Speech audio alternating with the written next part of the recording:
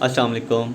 This is Shahriar Hussain, and today I'm gonna teach you annuities business finance ACCA 501, your lesson number 15. So, without any wasting time, let's get started. First point is that we will frequently encounter situations where we have multiple cash flows that are all the same amounts. ठीक है, उसके कहने का मतलब ये है कि अक्सर हम देखते हैं कि हमें एक ऐसी फ्रिक्वेंटली सिचुएशंस हमारे पास आ जाती हैं जिसमें आपके पास मल्टीपल कैश फ्लोज होते हैं लेकिन उनकी अमाउंट सेम होती है। लेट्स सपोज कि आपने एक बैंक से लोन लिया है और पर मंथ जो उसकी किस्त है वो है $400। तो आपकी जो ये लोन ख़त्म होता है वो होता है 1 साल का लोन है, तो 12 महीने बाद ख़त्म होगा। तो इसमें 12 महीने हैं, 12 मंथ से, तो आपके मल्टीपल कैश फ्लोज हो गए और कांस्टेंट या सेम अमाउंट है तो वो आपकी $400 होगी कि पर मंथ आपने उसको $400 देने हैं 12 मंथ तक। Alright, next point, series of equal instalments for our loan repayment. ठीक है, वही बात कि आपके पास एक सीरीज़ है इक्वल इंस्टॉलमेंट्स की और जिसमें आपने जो लोन है वो रीपेमेंट देनी है उसकी, यानी कि $400 आपने again and again per month आपने डिपॉजिट करने बैंक में। अ सीरीज ऑफ कांस्टेंट और level cash flows that occur at the end of each period. ठीक है, अब वो कहता है कि ये जो अकर होते हैं, वकू होते हैं या वाजिया होते हैं, ये हर पीरियड के एंड पर वाजिया होते हैं। लेट्स सपोज हमारी सैलरीज आती हैं। ठीक है, अक्सर लोगों की first of month, first of December या फर्स्ट ऑफ जनवरी, लाइक जो फर्स्ट डेट होती है उसके अंदर हर मंथ की आती है। किसी की 30 ऑफ मंथ डेट को आती है उस पर्टिकुलर मंथ की।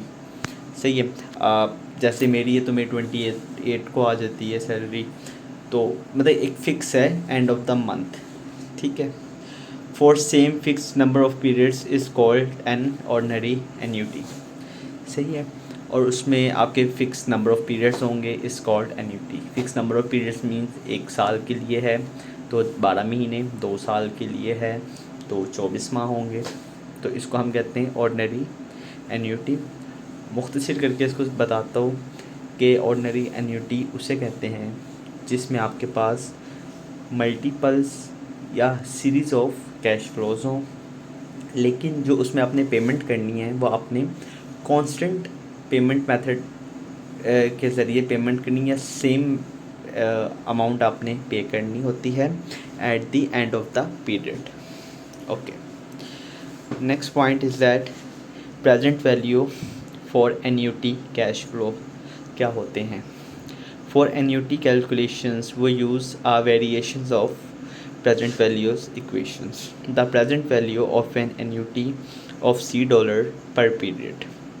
ठीक है, अब उसने हमें इसमें बता दिया कि यहाँ पे हम $C पर पीरियड के लिए जो भी हम अमाउंट यूज़ करेंगे वो हमारा C होगा। फॉर T पीरियड टाइम आपका होगा when interest rate is R, और इंटरेस्ट रेट आपका R होगा। सही है, अच्छा, इसका फार्मूला है PV is equal to C multiply by 1 minus present value interest factor. Okay, अगर कोई डायरेक्ट ये वीडियो देख रहा है और उसे नहीं मालूम कि प्रेजेंट वैल्यू इंटरेस्ट फैक्टर क्या होता है या इससे रिलेटेड जो कैलकुलेशन है उसको किस तरह से सॉल्व किया जाता है, तो वो पीछे की वीडियोस लास्ट मंथ पहले देखे और फिर वो यहाँ पर आए तो उसको ज़्यादा अच्छे से समझ आ जाएगी। सो प्रेजेंट वैल्यू इंटरेस्ट फैक्टर हमने ऑलरेडी पढ़ा था कि 1/1 + R⁻T। Okay, so 1 minus present value interest factor divided by R। इसमें जो इजाफ़ा किया गया है वो इजाफ़ा किया गया है डिवाइडेड बाय R का एन्यूटी कैश फ्लोस में। ओके, नीचे उसने फार्मूले को मैथमेटिकल शक्ल दे दी है और पेपर्स में भी आप चाहें तो उसको मैथमेटिकल शेप देख के फार्मूला भी लिख सकते हैं, और सिंपल आप ये भी लिख सकते हैं 1 minus present value interest factor, या PVIF भी लिख सकते हैं डिवाइडेड बाय R, और नीचे आप डायरेक्टली कैलकुलेशन भी कर सकते हैं as your own choice. But time को आपने इसमें मेजर ज़रूर करना है। अगर आपके पास टाइम है तो अच्छी बात है, लिखे, अगर नहीं है तो इसी तरह इंग्लिश के अंदर या एब्रीविएशन में फार्मूला लिख के आप आगे जा सकते हैं। So C is equal to periodic payment and annuity, R is equal to rate of interest, T is equal to number of periods. The term in the parenthesis is called present value interest factor of an annuity. Alright, ठीक है। आपको ऐसा एक MCQs भी आ सकता है कि उसने इस टर्म को पैरेंथेसिस में आपको क्वेश्चन में गिवन दिया हो और उससे वो पूछ सकते हैं कि इसको हम क्या कहते हैं, तो आप इसको बताएंगे कि ये इंटरेस्ट फैक्टर है प्रेजेंट वैल्यू का ऑफ एन्यूटी का। ओके, PVIF एब्रीविएशन हमेशा याद रखना है। अब कुछ इसने अमाउंट्स दी हुई उसके उसने इंटरेस्ट फैक्टर्स आपको आगे बताएंगे। Okay, how much can you afford? By looking at your budget you know you can pay $632 for a new car. Bank is offering you a loan for 48 months at 1% per month. Alright, per month आ गया, यानी कि एक series चलेगी और कहाँ कहाँ तक चलेगी, 48 मंथ्स तक की ये सीरीज़ चलेगी। Okay, how much should you borrow? तो आप कितना बोरो करेंगे? सिंपल, इसमें प्रेजेंट वैल्यू ऑर्डिनरी का एन्यूटी का अपने फॉर्मूला लगाना है, और C multiply by 1 minus present value interest factor of annuity divided by R। 1 minus 0.6203 कहाँ से आया, 1/1 प्लस R की पावर T। ठीक है, जब आप इस पैरेंथेसिस को, इस ब्रैकेट को सॉल्व करेंगे तो आपके पास 0.620 आएगा। ओके, जब आप 1 माइनस 0.620 करके इसको 0.01 भी डिवाइड करेंगे तो 37.9740 आएगा, और उसको आप $632 मल्टीप्लाई बाई 37.9740 से जब आप मल्टीप्लाई करेंगे तो आपके पास जो वैल्यू आएगी वो आएगी $24,000, जो कि आप बोरो करेंगे बैंक से। Okay, next, so present value is 24,000 हो गया आपकी, और therefore you can afford to borrow 24,000। Okay, next point ये है कि finding the payments if you want to buy a new car costing $23,000 with a 10% down payment, the bank will loan you the rest at 9% per year. Okay, bank आपको 9% दे रहा है loan, और जो उस car की कॉस्ट है वो है $23,000, और 10% आपने डाउन पेमेंट भी करनी है, और पर मंथ जो आपका इंटरेस्ट बनता है वो बनेगा 0.75%, जो कि आपकी 60 मंथ तक चलेगा। How much will each monthly payments be? तो आपकी कितनी मंथली पेमेंट होगी? ओके, अच्छा, एक चीज़ आपने याद रखनी है कि जब भी आपने कोई भी सिनेरियो पढ़ना है, अगर ये आपके एग्ज़ाम के अंदर आता है क्वेश्चन, तो आपने इन चीज़ों को माइंड में लाजमन रखना है कि प्रेजेंट वैल्यू कहाँ पर यूज़ होगी, फ्यूचर वैल्यूज़ कहाँ पर यूज़ होगी, ठीक है, और हमने कहाँ पे एन्यूटीज़ का फॉर्मूला यूज़ करना है। इसका सबसे आसान तरीका यह है कि जहाँ पे भी आपको पीरियड या मल्टीपल्स पीरियड मिले, ठीक है, तो वहाँ पे आप अकॉर्डिंग टू सिनेरियो जो आपको वैल्यूज़ गिवन हैं, तो उससे आप इजीली जज कर सकते हैं कि यहाँ पे प्रेजेंट वैल्यू का फार्मूला लगेगा या फ्यूचर वैल्यू का।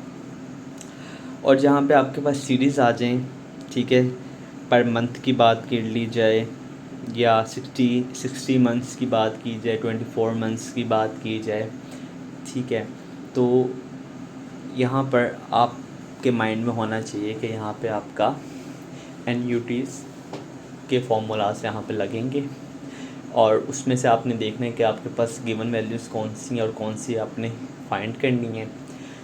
ये कुछ क्वेश्चंस हैं, इस चैप्टर्स के जो थोड़े कॉन्सेप्चुअल्स होते हैं, पेपर में भी कॉन्सेप्चुअल्स आते हैं, लेकिन खैर जितनी बड़ी इन्होंने सिचुएशंस दी हुई है बनाकर, इतना बड़ा आपको क्वेश्चन नहीं आएगा। सिंपल एक से डेढ़ लाइन का छोटा सा सिनेरियो होगा जिसमें आप डायरेक्ट फार्मूला पुट करके और कोई से एक वैल्यू आपने फाइंड करनी होगी और उसको आप कैलकुलेट करेंगे। आर की वैल्यू आ जाती है पेपर में फाइंड करने के लिए, लेकिन टी की वैल्यू नहीं आती। उसकी रीज़न ये है कि अक्सर कुछ कंप्यूटर्स में इस तरह के कैलकुलेटर्स इंस्टॉल्ड होते हैं जिसमें लॉग नहीं होता, तो और बच्चे के पास भी कैलकुलेटर मौजूद नहीं होता, तो फिर वो लॉग के क्वेश्चंस को हल करना ज़रा टिपिकल हो जाता है, और लॉग का जो सारा प्रोसीजर है वो दूसरे क्वेश्चंस की निस्बत लेंथी है, तो वो एक टाइम कंज्यूमिंग प्रोसीजर होता है। तो इस चीज़ को भी आपने मद्देनज़र रखना है और वही कोशिश करनी कि आपने चीज़ें करनी है जो आपके पेपर्स में आ सकती हैं। टारगेटेड प्रिपरेशंस करें, इनकी सब कुछ तैयार करें, अच्छी बात है, तैयार सब कुछ करें, लेकिन उसमें से जो आपको लगता है कि यार 1 घंटे के अंदर ये चीज़ें आ सकती हैं, आप उसको ज़्यादा अच्छे से तैयार करें और वही आती हैं पेपर्स के अंदर। और जब स्किप कर जाते हैं जिनको आपने पढ़ा होता है, वो अक्सर आपको MCQs के अंदर छोटे मोटे सवालों की शक्ल में दिखने को मिलते हैं। ऑलराइट, नेक्स्ट पॉइंट हम चलते हैं। ओके, वो कहते हैं यू विल बोरो 0.90, अब 0.909% आ गया, ठीक है, क्योंकि हमने लोन लेना है तो 9% बैंक हमें दे रहा है, और उसको हम मल्टीप्लाई करेंगे 23,000 जो कि हमारी कार की एक्चुअल वैल्यू है, जो कि इक्वल के बाद आएगी $20,700 जो हमारी प्रेजेंट वैल्यू बनेगी, जो कि हम पे करेंगे। Is this the amount today, so it's the PV present value. The rate is 0.9 को हम डिवाइड करेंगे 0.0575 के साथ।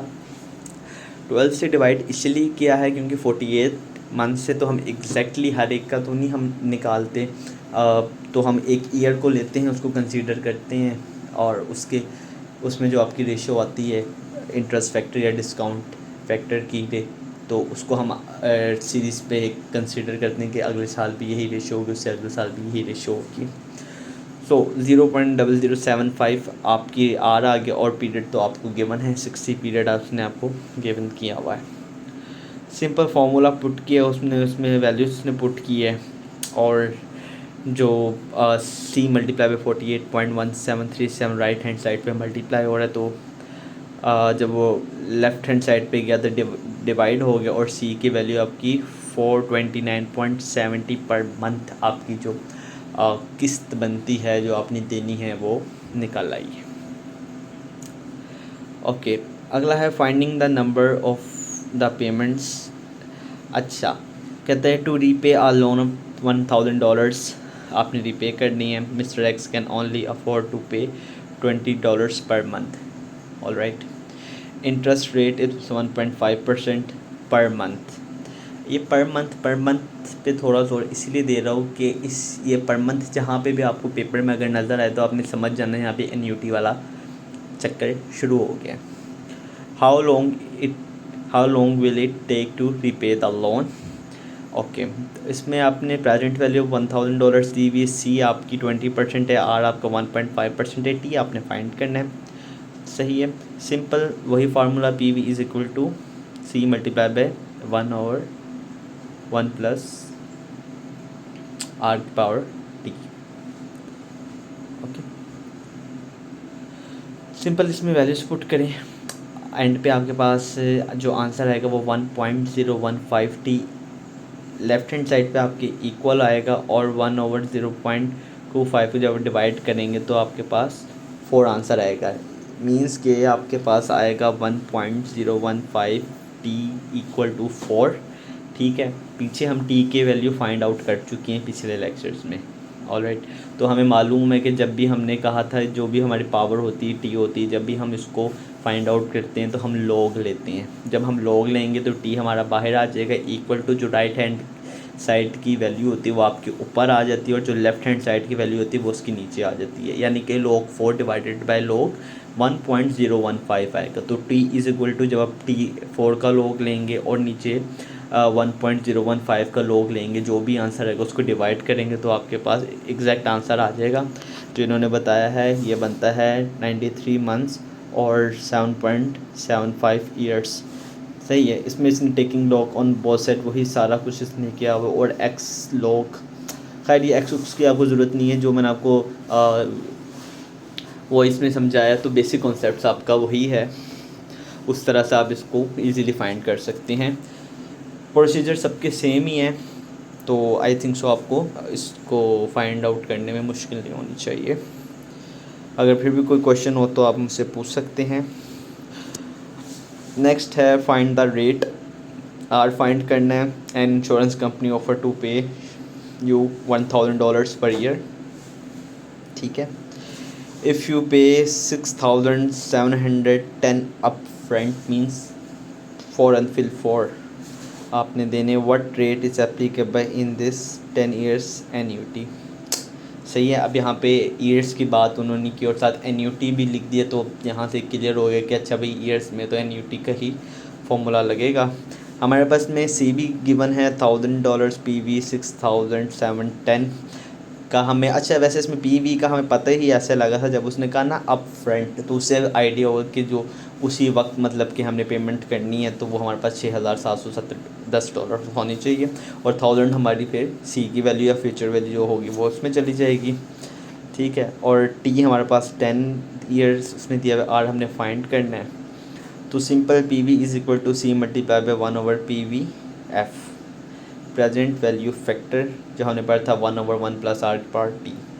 ठीक है। एग्जैक्ट आप इसी तरह सॉल्व करेंगे तो आपकी आर की वैल्यू आपके पास आ जाएगी। होपफुली आपको असाइनमेंट में आपकी अच्छी प्रैक्टिस हो गई होगी, तो अब तो मेरा ख़्याल है कि मालूम होगा कि आर की पावर कैसे फाइंड करनी है। ओके। एन्यूटी फ्यूचर वैल्यूज़ उसने दी हुई है। एन्यूटी की future value is equal to C multiply by future value interest factor plus annuity. We know that हम फ्यूचर वैल्यू पीछे भी मालूम करके आए हैं कि सिंपल 1 + आर की पावर टी। ठीक है। अगर मल्टीपल्स पीरियड है तो टी, अगर सिंगल पीरियड है तो 1 + R multiply by T, simple हम लेते हैं। ओके। -1 जो इस फॉर्मूले का था, प्रेजेंट वैल्यू में आपकी लेफ्ट हैंड साइड पे आता है, जबकि फ्यूचर वैल्यू में आपकी राइट हैंड साइड पे आ जाता है, डिवाइडेड बाय आर, जो एन्यूटी के फॉर्मूले में एक एडिशन है आर की, वो इसमें भी आ गई है। ठीक है। अच्छा, इसमें फ्यूचर वैल्यू ऑफ एन्यूटी ये हमने पिछले लेक्चर्स के अंदर इस एग्जांपल को क्लियर किया था कि अगर आप 21 साल के हैं और 1 मिलियन आप कमाना चाहते हैं तो 65 साल की उम्र तक हमने फाइंड किया था कि कितनी हमारे पास अमाउंट होनी चाहिए जो हम पर मंथ डिपॉजिट करवाएंगे या अपनी सेविंग करेंगे। तो वो हमने निकाली थी 15,091 डॉलर्स। ठीक है। तो अब इसने वही एग्ज़ाम्पल दी हुई है, लेकिन इसके अंदर हमने उसको बताना है कि आपकी if the first deposit is made in 1 year and deposit will continue through the 65 years, how large must they be. Alright. And set up the as the F E problem, मतलब कि उसमें हमने इसको ये बताना है कि जो ये वैल्यू है ये कितनी देर तक चलेगी, मतलब कि हमें कितनी देर तक पैसे देने पड़ेंगे कि ये 1 मिलियन तक हो जाए, यानी कि टी बेसिकली इसमें फाइंड करना है। ऑलराइट। इसमें जो इम्पोर्टेंट चीज़ थी वो ये थी कि आपको फ्यूचर एन्यूटी का फॉर्मूला पता होना चाहिए, और बेसिक कॉन्सेप्ट आपको जब तक आप पीछे वाले लेक्चर्स को सुनेंगे नहीं या उनकी प्रैक्टिस नहीं अच्छे से करेंगे तब तक आपको बेसिक कॉन्सेप्ट आपको समझ नहीं आएगा, और फार्मूलाज आप मिक्सअप करते रहेंगे, डैम श्योर। ओके। सो इस तरह का जो लंबा सिनेरियो होता है ना, ये ऑब्वियसली एग्ज़ाम में नहीं आता। इससे रिलेटेड अगर आएगा भी तो एक छोटा सा सिनेरियो होगा जिसके अंदर वो आपसे टी पीरियड गिवन ले लेगा, आर की वैल्यू फाइंड करने के लिए ले लेगा। ठीक है। फ्यूचर वैल्यू ऑफ एन्यूटी के पर्पज़ से, और या फिर आपके पास जो सी की वैल्यू होगी वो आपने गिवन करनी होगी। मोस्टली ऐसा होता है कि आप को जो क्वेश्चन आता है वो फ्यूचर वैल्यू ऑफ एन्यूटी ही आपको फाइंड करनी होती है, बाकी आपको सारे फैक्टर आर आपको गिवन होगा, टी आपको गिवन होगा, सी आपको गिवन होगा। पॉइंट इज़ दैट कि 1 घंटे के पेपर में आपके पास क्या चीज़ आती है। ठीक है। ये चीज़ें जो होती हैं ज़्यादा कॉन्सेप्चुअल हैं और ज़्यादा लेंथी इनका प्रोसेस होता है इनको सॉल्व करना, क्योंकि एक स्टूडेंट को 10 मिनट का अगर टाइम होता है क्वेश्चन का, तो एक स्टूडेंट को क्वेश्चन को एनालाइज करने के अंदर और बड़े सिनेरियो को एनालाइज करने में ऑलमोस्ट 10 मिनट से 5 से 8 मिनट लग जाते हैं, और उसको फिर सॉल्व करना है। किसी की स्पीड तेज़ होती है, किसी की स्पीड स्लो होती है, तो वो टाइम आपका 10 से 15 टू 18 मिनट्स तक भी आपका चला जाता है। बाकी तो फिर आपका बाकी पेपर रह जाएगा। तो पेपर ऑलमोस्ट इसी तरह सेट होते हैं कि नॉर्मली कि हर स्पीड का बच्चा उस चीज़ को ईज़िली फॉलो अप कर सके। तो सिंपल ही आपको, आई एम श्योर जब आपको पेपर में क्वेश्चन आएगा तो सिंपल ही आपको क्वेश्चन पूछा जाएगा, और आपको उसमें ये भी बता दिया जाएगा कि आपने फ्यूचर वैल्यू ऑफ एन्युटी आपने फाइंड करनी है। बाकी आपको वैल्यूज़ होंगे, आपने सिंपल फार्मूला लिखना, उसमें वैल्यूज पुट करनी, कैलकुलेशन करनी और आंसर निकाल के उसको दे देना है अपने 5 नंबर के क्वेश्चंस के लिए। और इस तरह के क्वेश्चन आपको लॉन्ग में नहीं देखने को MCQs में आपको देखने को नहीं मिलेंगे, शॉर्ट में भी नहीं इस तरह के अगर आएंगे तो बहुत ही छोटी वैल्यू होगी जो फट से सॉल्व हो जाएगी। अव्वल तो आएगा ही नहीं, क्योंकि इसका फॉर्मूला है, फिर वो लिखने में टाइम लगता है, हर चीज़ मैटर करती है। ओके, एन्युटीज ड्यू क्या होते हैं? अभी हमने ऑर्डिनरी एन्युटी पढ़ी थी जो कि eight the end of the period आपको पे करना होता है। अब और एन्युटीज ड्यू क्या है? कहता है so far we discussed only ordinary annuities where cash flow occur at the end of each period. For example loan की रीपेमेंट्स आपने करनी है। However when you lease an assets, lease पे आप कोई एसेट लेते हैं, लीज 100 साल के लिए आपने कोई चीज़ ले ली, 200 साल के लिए ले ली, 150 साल के लिए ली, 50 साल के लिए ले ली, ठीक है, एक दफ़ा ले ली, तो उसको आप लीज़ कहेंगे। The first lease payment is usually due immediately, ठीक है, second at the beginning of the second period and so on. ठीक है, हो गया कि फॉर एग्जांपल आपने एक ज़मीन है वो 100 साल की लीज़ पे ली, तो आपकी जो फर्स्ट पेमेंट बनती थी, जो भी आपकी फ़र्स्ट पेमेंट होगी, लाइक $100 थी आपकी फ़र्स्ट पेमेंट, तो वो तो आप ऑन द स्पॉट आप पे करेंगे। और जो नेक्स्ट पेमेंट होगी वो आप अगले मंथ के स्टार्ट के अंदर आप पे करेंगे, बिगिनिंग ऑफ द मंथ, ठीक है। ऑर्डिनरी में एंड ऑफ द पीरियड हम पैसे पे करते हैं, और जो ड्यू है उसमें हम बिगनिंग ऑफ द मंथ में पैसे पे करते हैं। Okay, an annuity due is an annuity for which cash flow occur at the beginning of each period. The timeline of an annuity having 5 payments of $400 each would be like.